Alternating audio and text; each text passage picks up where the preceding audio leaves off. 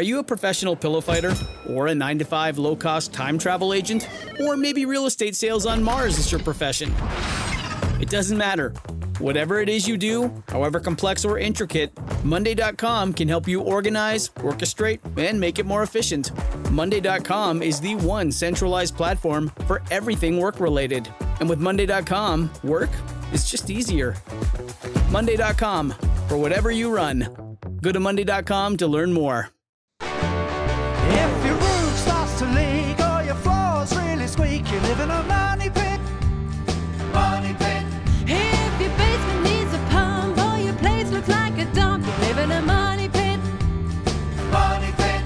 Pick up the telephone, fix up your home sweet home by calling 888 Money Pit. The Money Pit is presented by DAP Wall and Cavity Foam and Spread Rock by Dyche Coatings. Now, here are Tom and Leslie. Coast to coast and floorboards to shingles, this is the Money Pit Home Improvement Show. I'm Tom Kreitler. And I'm Leslie Segretti. Look around your house. What's a project you need help with to get done? Well, you can turn to us right now for answers to those questions. If it's a project you're planning now, it's a project you're doing now, it's a project you're planning for the weeks, the months ahead, all great opportunities to reach out to us for some tips to help that go smoother. Two ways to do that. You can call us at 888-MONEY-PIT. That's 888-666-3974. Or you can post your questions at moneypit.com/ask. Coming up on today's show, your heating system could be hiding a dangerous secret, carbon monoxide.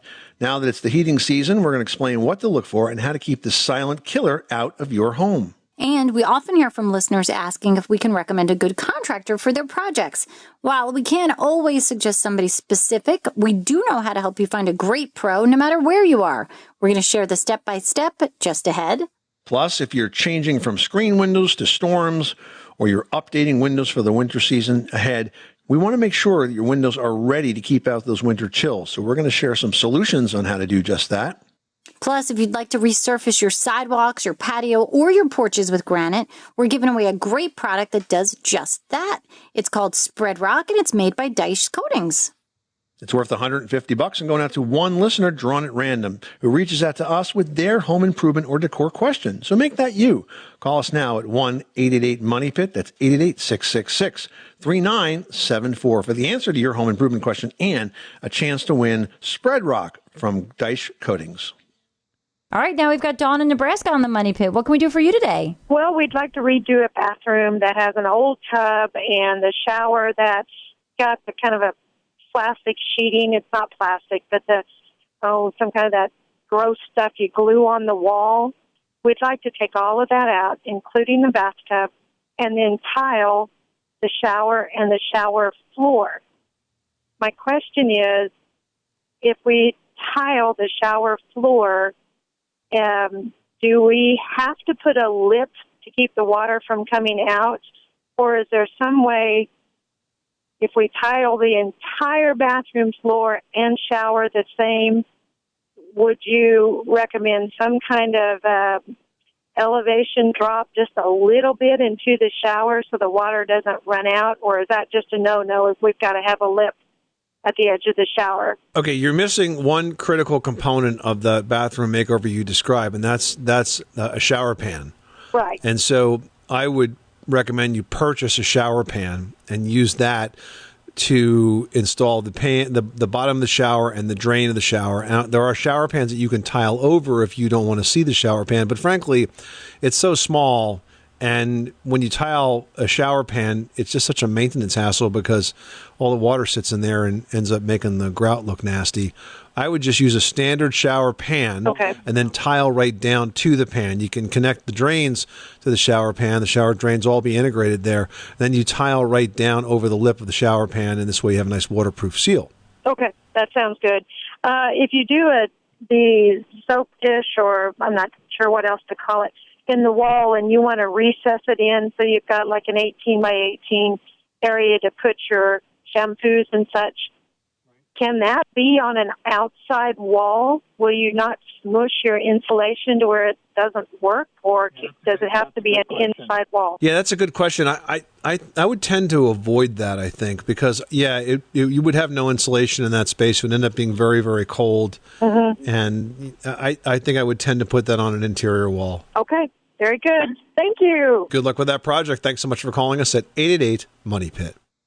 Sam in Tennessee's on the line with a water pressure question. How can we help you today? Yes, I have just purchased a home that is about 75 years old, and we're refurbishing it, and we're trying to keep everything as original as we can. I have great water pressure in every room that has water but my bathtub. Sam, does your 75-year-old home have steel water pipes? It has the old. We're eventually going to replace all the water system, but we're having to live in part of the home now and redoing the other half while we live here. If you have the original steel water pipes in a 75-year-old home, they are absolutely going to suffer from interior rusting. What happens with steel is it rusts and expands inward, so it kind of clogs like an artery, so to speak. And the older it is, the more that can occur. It's possible that you may have a bad pipe on the way to that tub, and that's why you have such a slow fill out of that. The other possible issue is the valve itself that's feeding water. In that same bathroom, I presume you have a sink and a toilet. Do you notice any water pressure problems with those appliances? No, sir. We have, like I said, great pressure everywhere except for that one spigot, and it's the hot and cold runs into one. Well, I mean, the other thing it could be is it also could be a bad faucet on that tub. But if the pressure is pretty good everywhere else, it's not likely to be rusted just at the bathroom at the one fixture itself.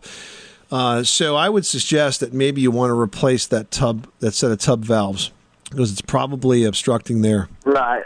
Well, actually, it's got the old-timey butterfly controls on it, and we was really wanting to keep it. But you can find those valves today. There's a lot of sources of antique plumbing, and some of the new fixtures and faucets are designed to basically be used in a retrofit situation like that. So you can find modern versions that look old. Yes, sir. Thank you. Sam, thanks so much for calling us at 888-MONEY-PIT. Have a great day.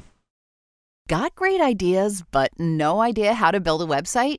Get Bluehost. Their AI design tool creates high-quality WordPress sites super fast. Whether you're a blogger, influencer, or launching a side hustle, Bluehost helps boost your growth with built-in marketing and e-commerce tools. Upgrade to cloud to get 100% uptime and 24/7 security to stay online all the time. Why wait? You've got the vision. Make it real. Visit Bluehost.com to get started. Hey, you're tired of living in a money pit? Well, we're here to help. And if you want us to help out, it would be awesome if you could leave us a 5-star review on Apple Podcasts. Just go to moneypit.com/review. It's only going to take a minute, and it means the world to us. Reach on out, send us a question, let us know what you are working on because we're going to help you get that project done right the first time. But we're also going to give away a great product this hour to one lucky listener. We've got the Spread Rock Granite Stone Coating System that actually lays a layer of rock easily applied to your floors, your walls. You can use it inside or out. It's available in 7 colors, and it is impact resistant and super durable. Be sure to check it out at deichcoatings.com. It's worth $150 going out to one listener drawn at random. Make that you. Call us now with your question at 1-888-MONEY-PIT. All right, now we've got Teresa on the line who wants to change her deck from paint to stain. What's going on at your money pit? We have a deck. We have replaced half of the deck with, what do you call it, pre-treated lumber. Yep, treated lumber, okay. And and I really don't know what to do because half the deck is now, replaced, and the other half is still painted with paint, not stain. Are you planning on replacing the painted lumber as well, or not? Well, I was actually wanting to use some type of solid stain because I think they've come out with some new stuff now, and maybe I would use it over all of the deck. Yeah, the thing is, since it's been painted, you're really going to have to get that old paint off. You can't stain over paint because there's nothing for the stain to soak into unless it's so worn that it's exposed sort of the pores of the wood. But you're talking about a solid color stain and has a lot of pigment in it. It kind of looks like paint. It just doesn't have the glaze to it. But it gives it a lot of protection. And since the pressure-treated side is brand new, I would tell you to probably wait until next spring to tackle that, because the first year there's a lot of chemicals in that pressure-treated lumber. We like to let them evaporate out a bit first. Oh, okay, because I had heard a couple of different things. I was gung-ho, ready to go. Now, and you think that part of the deck is actually covered. So you think I need to strip that off of there? I'd be concerned because I don't think the stain is gonna stick on top of the paint. I mean, the idea of stain is it soaks into the wood. You can paint over stain, but you can't stain over paint. Okay? Okay. So what products are out there that would maybe? Paint. I mean, like I said, paint would work for all of it, but then you'd be committing to painting the rest of the deck, unless you just wanted to have it be sort of a two-tone, or at least one is painted and one is stained. You're going to see a difference between the two, but maybe you can figure out a way to make that work from a decor perspective. Well, thank you so much. I'll do that. Good luck with that project. Thanks so much for calling us at 888-MONEY-PIT. James in Illinois is on the line and is looking to make a fire pit at their money pit. What's going on? Oh, I just wanted to know what's the best way to build a fire pit in the ground. Would you use fire brick, or would you get one of those galvanized rings? You know, there's a really nice fire pit kit that's on the market now at Home Depot that's made by Pavestone. It's called the Rumble Stone Fire Pit Kit. I like it because it contains everything that you need. It's got the stone, which you can use to create the round fire pit itself, and then it also has a metal insert and a screen. So basically everything you need is in the box, and you can pick it up and put it together, and they're pretty good about giving you instructions and step by step. Why don't you take a look at that? I got to tell you, I have a fire pit now, but if I was doing it again, I would pick up the Rumble Stone round fire pit kit at Home Depot. With the metal ring that goes around there, how thick is it, and would it rust and you'd have to replace it in a couple of years? I've had metal fire pits for a number of years, and I find that they're good for 5 or 6 or 7 years, so I don't think it's an every year kind of thing. And this one in particular is made of heavy steel. And what's the price of that? I think it's around $400, maybe $450, something like that, but it includes everything. So it's all in there, the brick, the stone, the metal ring, and so on. Okay, well, thank you very much. Hey guys, it's time to talk about something every homeowner should be thinking about as the cooler months roll in: servicing your heating system. Keeping your furnace, your boiler, and any heating equipment in top shape is more than just about efficiency. It's really about safety too. That's right, Tom. And one critical risk that comes with neglected heating systems is carbon monoxide poisoning. Now, carbon monoxide, or CO, is a colorless, odorless gas, and it can be deadly if it builds up inside your home, and it can happen without any warning. Exactly. So how do you avoid that? Well, first off, regular maintenance of your heating system is key. Having a pro service your system annually, make sure that it's running properly, safely, and efficiently. They'll check for any cracks in the heat exchanger, faulty connections, or blockages, all of which could lead to CO leaks. Yeah, and beyond servicing, it's just as important to have carbon monoxide detectors installed on every level of your home. These devices are your first line of defense, and they're going to alert you if carbon monoxide levels start to rise. So you want to make sure those detectors are placed in your bedrooms and check their batteries regularly. It's a simple step, and it can save lives. Yes, and don't forget to keep an eye out for warning signs that something could be wrong. Things like soot, yellow burner flames instead of a blue one could indicate that your system is not burning fuel properly, which can lead to high quantities of carbon monoxide and potential leaks. So the takeaway here, guys, get your heating system serviced every year and install and maintain those carbon monoxide detectors. It's a small effort for a big impact, keeping your home safe, comfortable, and free of dangerous carbon monoxide. Absolutely. So stay warm, stay safe, and remember, regular maintenance is the best way to prevent problems before they start. Diane in South Dakota is on the line with a flooring question. What can we do for you today? Yes, we've had a problem with trying to put some wood flooring down on our floor. And when they delivered the wood and they went to lay it down, they said that our floor was not flat. We had some ridges or bumps on it. Yep. And that they could not put the flooring on because it would pop up and wouldn't hold. Okay. And I'm just wondering if there's any way to rectify that. So what type of subfloor do you have that they were trying to put this new flooring on top of? Is it plywood? It's plywood, yes. Yeah, sure. A good flooring installer would know this, so I'm surprised they didn't tell you what had to happen. But there's a couple of things you can do. There's a carpentry solution, and a carpentry solution may involve, it depends on how far out of whack it is. I mean, they're right. These new flooring products, they have a certain range that they're designed to work within, and if your floor is out of level above that range, then certainly you could have adhesion problems. So there's the carpentry solution might involve working on the floor joists to actually get them to lay down. Sometimes you get a joist that is crowned and sort of rises up. There is actually a way to go into the basement, cut that beam in half, put a new solid beam next to it, and bring it down. And that will help it lay down and eliminate that bump. So that's a carpentry solution. And the other solution you can use is to apply what's called a floor leveling compound.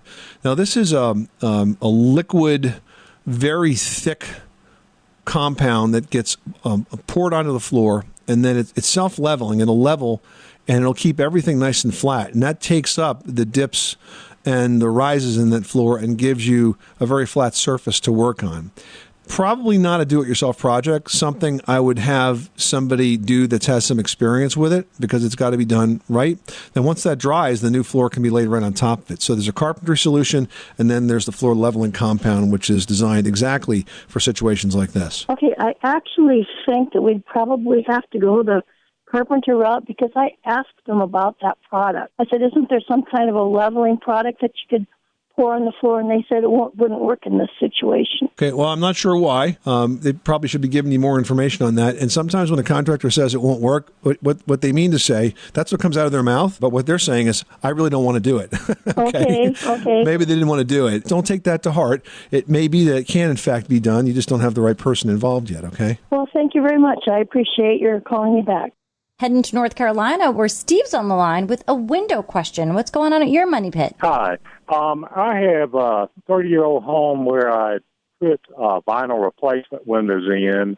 And here in North Carolina, of course, we have very hot and humid nights. And one thing I noticed in the mornings, that there would be condensation around, it's got the cross pieces and the panes of glass are internal, not external, but I would notice some condensation like around those and around the edges, and even some mornings they were but it's a tri-level house, and the downstairs is on a concrete slab, and even some of those windows are completely kind of covered with condensation. I just wondered, is that normal, or is there something wrong with the installation? So it's not normal, Steve. What you're seeing is a result of a lack of efficiency of either the glass or the window frames themselves.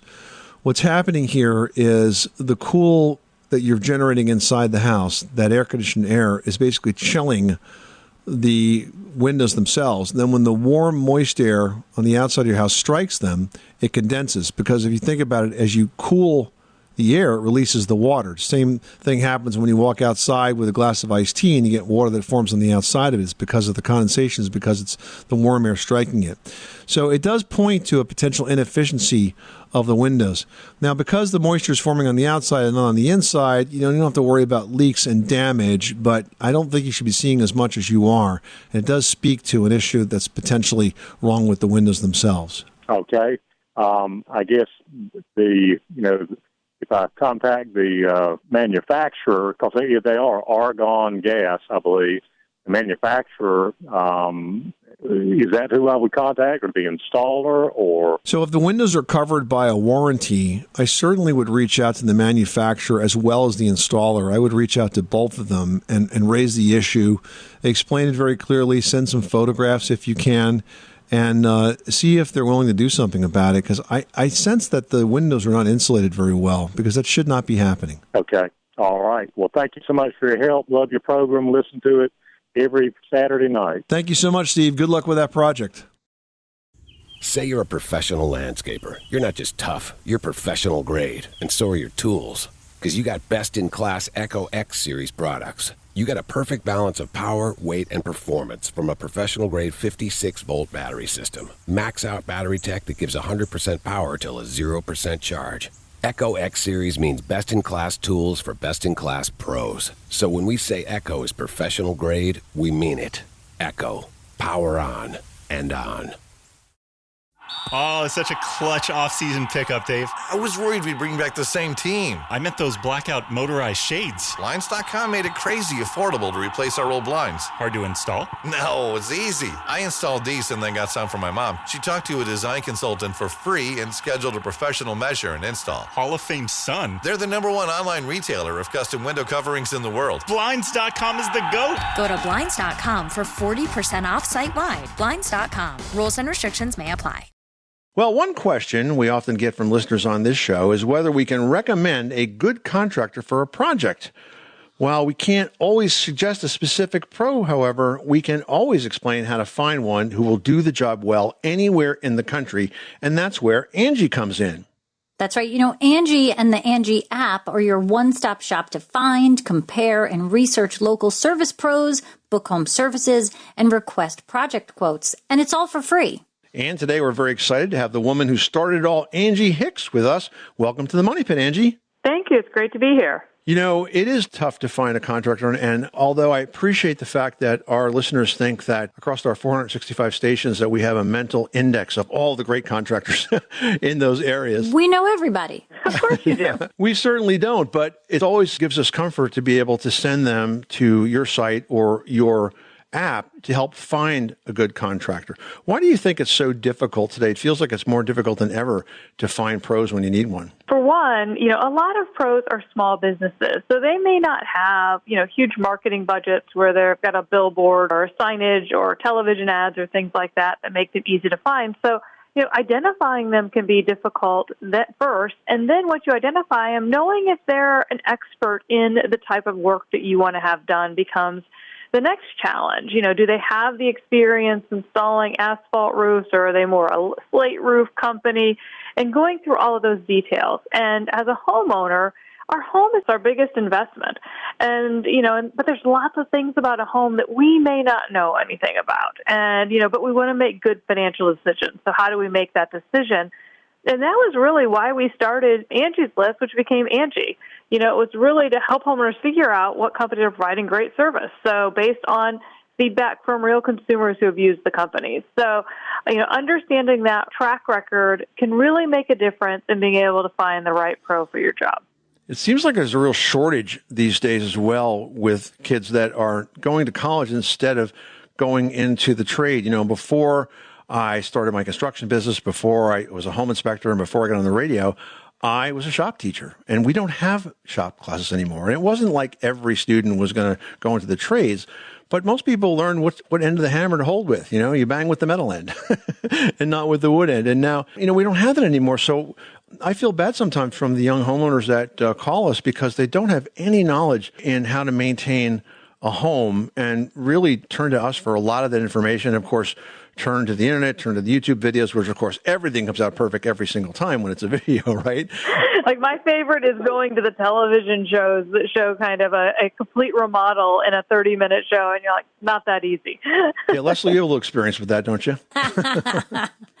I'm like, that was the one complaint people would say to us when we would run into folks in the home centers. They'd be like, you get so much done in a short amount of time. And I'm like, sure, it's boiled down to 30 minutes for you, but it's 2 to 3 days for us. And even that is pushing it. So I think people really have an unrealistic expectation to how long things take, the skill level required, the tools required. And Tom's right. You know, this sort of missing link of an education gap on this whole genre of skill set is detrimental to people. It absolutely is. And Leslie, you bring up a good point. It's advice I usually give for people who are thinking about DIYing. And I ask them to be very honest. Like, do you have the tools, the talent, and the time to do the project? Because those are the three key important components. And if you're saying no to one of those, it's probably best to leave it to a pro. But you all are right about the fact that we just have a labor shortage in the trades. And I think it does stem from less education early on and exposure to the trades that we saw, a few decades ago. But it's something we need to solve. And I think, when we did a recent survey with pros, what we found was 90% job satisfaction rate. That is a crazy high number, and it's fantastic. And I think it comes from the intrinsic value and of the work that they're doing. It's something they're proud of. They can drive by and say, "Hey, I put that kitchen in," or "I installed that roof." Plus the flexibility of being an entrepreneur and, really kind of, setting your time, setting your schedule, which can create a lot of satisfaction for folks. Well, and it's interesting because the good ones are always super busy. So it's super important that we're able to help folks really understand who the good ones are, why they're the good ones, and how to find them. And why they might be worth the wait. That makes so much sense. Angie Hicks from Angie, thank you so much for spending some time with us here on the Money Pit today. Angie, really good to talk to you. Thanks for all the work that you've done to help homeowners find contractors to do their jobs well. There are so many out there, and you are the key to connecting us with those pros when it's time to take on a project. Angie Hicks, thanks again. Leslie, I know that you love to decorate for Christmas. I was driving around town the other day. Oh, no, somebody's already for Christmas? No, but what I saw was one of our local exterminators had a sign up. They were hiring help for holiday decorating. So these guys are smart. When it gets slow in the middle of winter, they basically hired themselves out as professional decorators for your house. Well, here's what was shocking. They're offering $35 an hour for people to work for them. I'm like, wow, they must charge a lot to pay that kind of wage, huh? And they climb up on your roof and they do everything so fast. I mean, I have my Christmas lights professionally put up every year. I used to do it myself. I used to climb up on the roof and run it along the gutters and try to get, and it was dangerous and stupid for me to be doing that as a single parent. I was like, this is really dumb. I also had a big desire to do the tree on the front lawn, every branch you see on Fifth Avenue in the city, at Christmas time. And while I priced that out and that was way too much money, I did a smaller version of that plus the perimeter of the house. I own all the lights. They maintain everything. It's great. It's definitely worth the price every single year. Reach out to us with your questions at 1-888-MONEY-PIT. Two things will happen. Number one, you'll get the answer to your home improvement question and get you moving on that project once again. Plus, you'll get a chance to win Spread Rock Granite Stone Coating from Dyche Coatings. Now, this is an actual layer of rock, and it can be applied to floors or walls, so you can use it inside or out to resurface porches and steps and patios and walkways and even floors. It works in baths, it works in basements, and more. Comes in 7 colors. It's worth $150. We're going to send out a 3-gallon size to one lucky listener. So make that you. Call us now with your questions at 1-888-MONEY-PIT. That's 888-666-3974, or go to moneypit.com/ask. Bridget in Illinois is on the line. What is going on with that musty odor at your Money Pit? Tell us about it. Well, my crawl space is about a 15 by 15 foot area, and it opens up into my basement. I bought an older home, and the addition just has the crawl space. Okay. So right now it's just dirt, and I see they've laid some cardboard in there, but I heard last week that cardboard breeds mold from your show, so I removed the cardboard. Yeah, not only that, but laying directly on the dirt, that is a termite feast waiting to happen there. So what you need to do is a couple of things. You need to get the cardboard out of the crawl space and off of that soil. Then you need to lay heavy plastic down, like Visqueen, very thick sheet plastic down across that whole soil surface. That's going to stop a lot of the moisture from evaporating up off that soil and getting into the air, which is causing the musty smell in your basement. Now, do you have vents in this addition that are open to the outside so that the crawl space can get some fresh air? Uh-huh. Do you have a door that closes the crawl space off from the main basement? No, I don't. Okay, so what you're going to need to do is to form or construct some sort of a hatchway that closes off that opening between the crawl space and the basement. They don't need to be connected, and in fact, if they are, it's going to lead to energy loss. There's a couple of ways that you can do that, and what you might think about doing, if it's just sort of a standard opening that maybe is 3 feet wide and 2 feet tall, I don't know, but if it's something like that, you could take a piece of 1-inch styrofoam and put a piece of plywood on the front of that, and this way construct essentially an insulated hatchway there so that you can really seal that in and keep the cold side on the crawl space and let the basement be the warm side. I think those couple of things are going to solve your musty smell in your basement, and it's also going to make that crawl space much, much drier, which is important. If you let that moisture continue to evaporate off the soil, what's going to happen is you're eventually going to get not only an inefficient situation because your insulation will be damp, but you could get termites, you could get mold or decay of the floor structure. Okay. And my other question is, if I put the bisqueen down, how much do I overlap the pieces? Very good question. I would overlap it about 4 feet. You don't want to put it edge to edge. Okay. And then someone told me that maybe I should put lime down underneath first to dry out the area in case there's bacteria. Is that correct? No. You cannot possibly take all the moisture away with lime. That's under that. Okay? No, just cover it with the visqueen. Make sure the vents are open. Seal it off from the basement, and I think it'll be good to go. And by the way, at that foundation perimeter, you can also reduce the amount of moisture getting in there by making sure you have gutters on the addition. The downspouts are extended 4 to 6 feet from the house, and the soil's always sloping away. All that moisture management is going to help. Okay. Thank you very much. I appreciate it. You got it, Bridget. Thanks so much for calling us at 888-MONEY-PIT. At Sierra, discover top workout gear at incredible prices, which might lead to another discovery. Your headphones haven't been connected this whole time. Awkward. Discover top brands at unexpectedly low prices. Sierra, let's get moving. With Ring cameras and doorbells, it's easy to keep every fright in sight. See who's there. Keep your scaredy cats company. Oh, it's okay, sweetie. I'll be home soon. And protect your crypt from the real monsters. Oh, come on. The sign says take one. Find dead simple ways to stay connected right now at ring.com. Well, guys, before winter sets in and the weather begins to get colder, it's a good idea to clean and store your window screens. But they've battled the elements all summer long, so you need to treat them gently. Yeah, first of all, you want to remove the screens and you want to put them on a flat surface like your driveway. Then you can use a mild soap and water mixture with a soft bristle brush to remove the dirt and grime. Clean both sides of that window screen and around the interior and exterior of the frame. And then go ahead and rinse off those window screens with lukewarm water. Now, you want to allow the window screen to dry completely before replacing it in the window. So don't even think, by the way, about using a pressure washer. That's a really bad idea because if the windows are closed and they're still in the frames, you can actually damage them and the window behind them. Now, you can put the screens back in, or if you prefer, you can store the screens during the winter months. You want to make sure that you keep them upright or flat and don't lean them against anything or put anything on top of them. I mean, it's such a delicate frame on these screens, I feel like, that any sort of movement out of sorts will make it bend, stuck, warp, everything. Yeah, they're very strong when they're in the windows, but outside the windows, not so much. So you got to treat them gently. Now, if you're dropping storm windows into place to keep cold air out, it's also a good time to clean the windows and lubricate the tracks. And for all windows, be sure to take the opportunity to check the exterior spaces between the trim and the siding. Look for cracks or gaps and then re-caulk as needed to keep the elements away. Then you can clean all the glass using a very simple white vinegar and water solution for crystal clear results. Nina in Arizona's got a log home that's cracking up. What's going on? My husband and I bought a log home, and the exterior walls on the inside are cracked. The logs are cracked. What can we do to fill that in and make that look better? You can fill them in with, there's various types of wood filler out there that can be colored and stained to match that.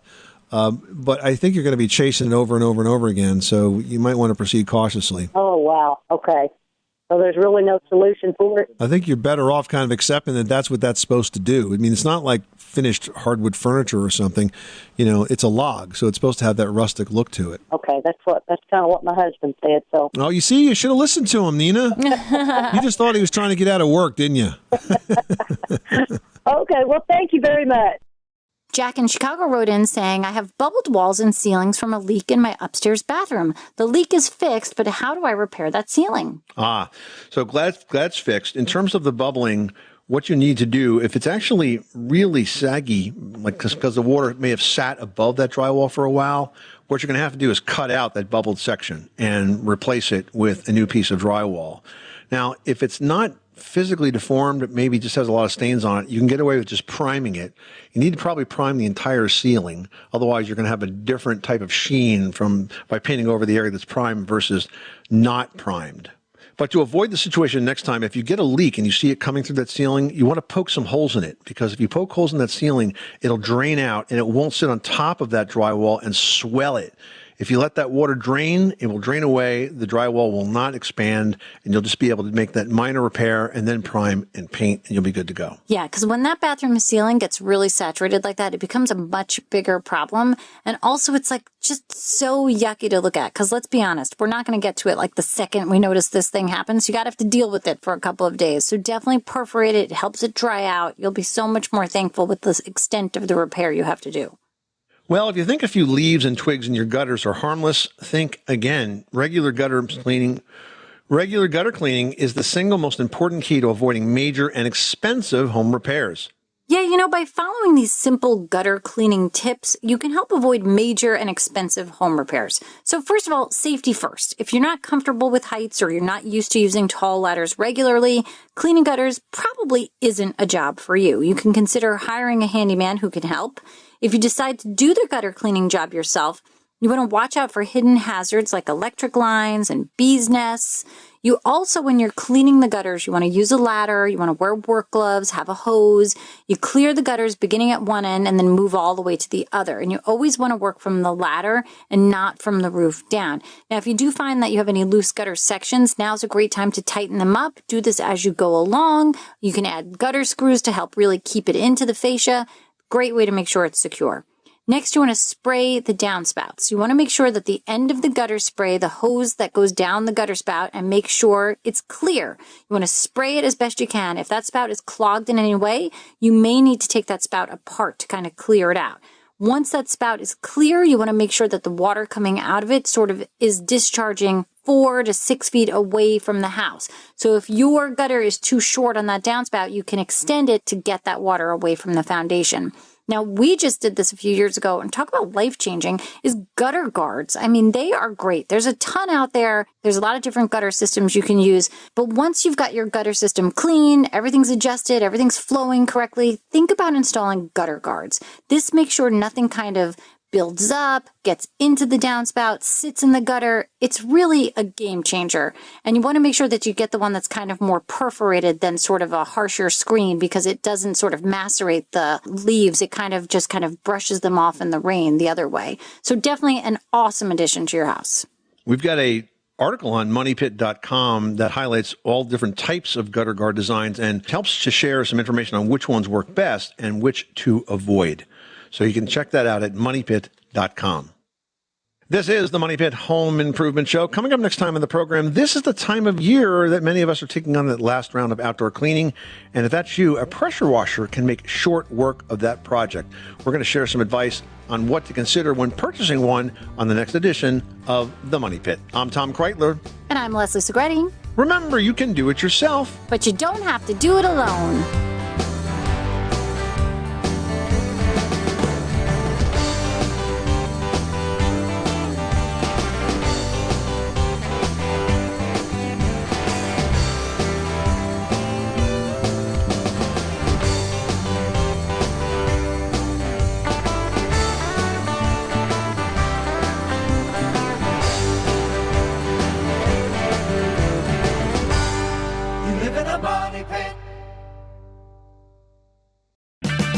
Stop by O'Reilly Auto Parts for the power, performance, and reliability of a new Superstart battery. Visit O'ReillyAuto.com. Oh, oh, oh, O'Reilly.